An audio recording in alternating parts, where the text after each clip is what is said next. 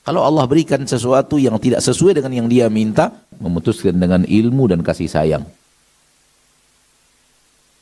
Dengan penuh keadilan. Merasakan kepadanya kepedihan sebelum memberikan kemudahan.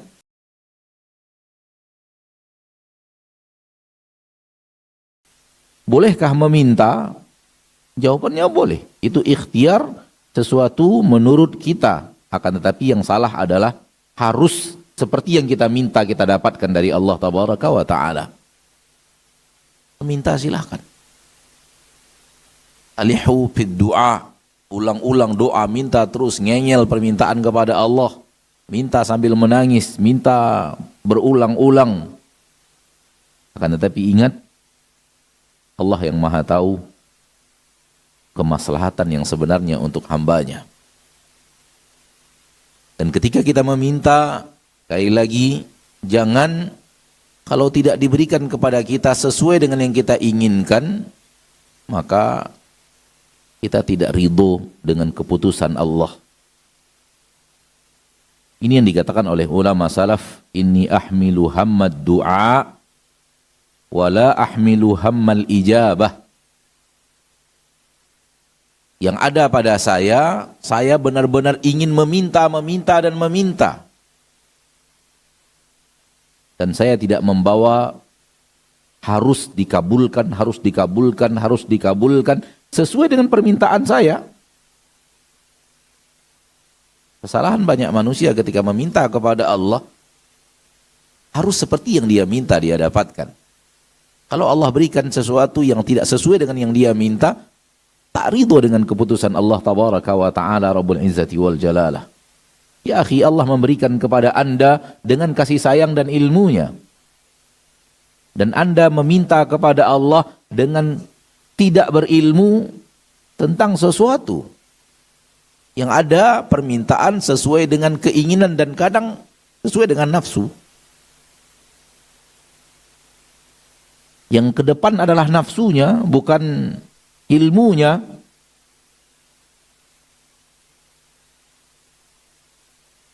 Maka mintalah, karena Allah mencintai hambanya yang rajin meminta, rajin menengadahkan tangan, rajin menengadahkan hati kepada Allah. Akan tetapi apa yang akan terjadi, biarkan Allah yang mengatur. Serahkan kepada Allah segala-galanya. Karena Allah ketika memutuskan dengan ilmu dan kasih sayang. Dengan penuh keadilan, dengan penuh mengerti maslahat. Dan di antara apa yang Allah lakukan kepada para hamba adalah merasakan kepadanya kepedihan sebelum memberikan kemudahan. Sementara manusia inginnya kemudahan terus, tak ingin mendapatkan kepedihan.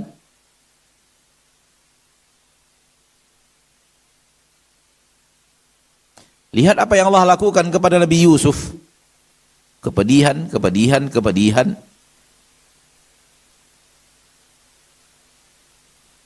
Tapi semua itu kebaikan yang luar biasa sebelum Allah Tabaraka wa Ta'ala memberikan kemudahan.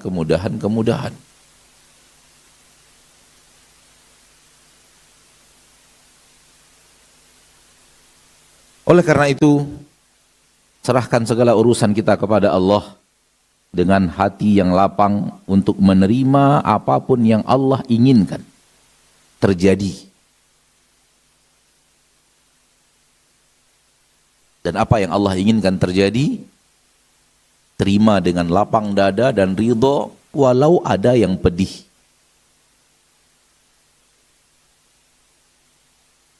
Karena di antara yang Allah lakukan kepada hamba adalah memberikannya kepedihan untuk memuliakannya di akhirat.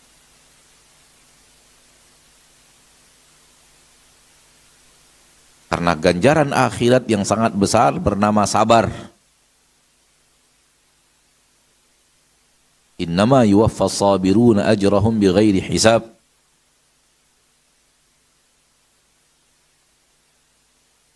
Pahala sabar Allah berikan tanpa takaran. Dan Allah mencintai hamba-hambanya yang tetap berhusnudzon kepadanya di tengah kepedihan yang dia rasakan. Ridho dengan apa yang ia putuskan, walau berlinang air mata merasakannya.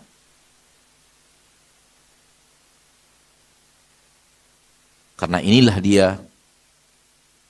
hamba yang sebenarnya, hamba yang menyerahkan diri kepada Allah, zahir dan batin. Semoga Allah tabaraka wa ta'ala bimbing kita semua untuk bisa melakukan itu dalam kehidupan kita. Dan ketahuilah bahwa sesungguhnya kalau Allah yang sudah putuskan dan terjadi, kita wajib menerimanya dengan lapang dada. Wajib. Kalau tidak, maka kita termasuk orang yang protes kepada apa yang Allah takdirkan. Kalau sudah terjadi, berarti sudah Allah takdirkan. Sedih boleh, pedih boleh, menangis boleh, namun tak boleh tidak ridho.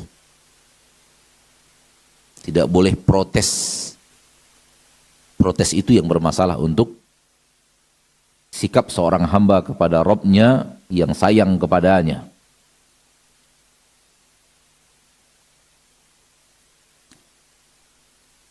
Di antara sayang orang tua kepada kita, dimasukkan kita sekolah jauh, di asrama, di pesantren, berpisah dari orang tua kita, berpisah dari kebaikan-kebaikan yang bisa kita dapatkan dari orang tua kita. Ternyata itu untuk kebaikan kita dilakukan orang tua kita kepada kita.